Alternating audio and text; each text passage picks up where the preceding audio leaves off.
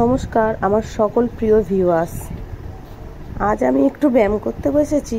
আমি না আগেও ব্যায়াম করতাম, কিন্তু এখন আমি আর তিন্নির জন্য ব্যায়াম করতে পারি না।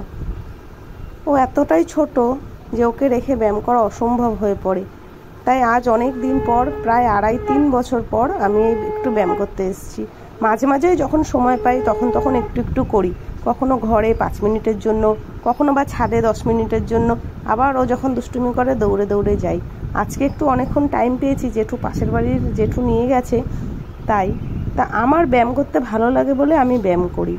আর আমার শাশুড়ি মার যেমন গাছ লাগাতে ভালোবাসে, তাই উনি অনেক গাছ লাগিয়েছে। মোদ্দা কথা, আমাদের শরীরকে সুস্থ রাখতে হবে। শরীরের সুস্থর সাথে আমাদের মনকেও অনেকটা পরিমাণে ভালো রাখতে হবে।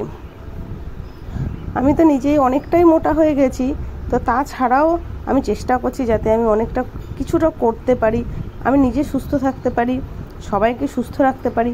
আমি যদি অসুস্থ থাকি তাহলে সবাইকে কি করে সুস্থ রাখবো? আমার যদি হাঁড়িতে ভাত না থাকে, আমি তাহলে অন্য কাউকে কি করে খেতে দেব? তাই আমি সুস্থ থাকলে সবাই সুস্থ থাকবে। যার যেটা ভালো লাগে, যার গাছ লাগাতে ভালো লাগে সে গাছ লাগান, যার গান শুনতে ভালো লাগে সে গান শুনুন, যার কবিতা পড়তে ভালো লাগে সে কবিতা পড়ুন। আমার শাশুড়ি মা যেমন সারাদিন বসেই ওই গাছের পেছনেই থাকে। যদি সারাদিন খেতেও না দাও তাহলেও সে গাছ নিয়েই থাকবে, কোনো অসুবিধা হয় না। কিন্তু না খেলে তো আর চলবে না, তাই মাও ভাত খায় আর গাছগুলোকেও খাবার খাওয়ায়। যাই হোক, সবাইকেই সুস্থ থাকতে হবে, সবাইকেই সবার মতো করে ভালো থাকতে হবে।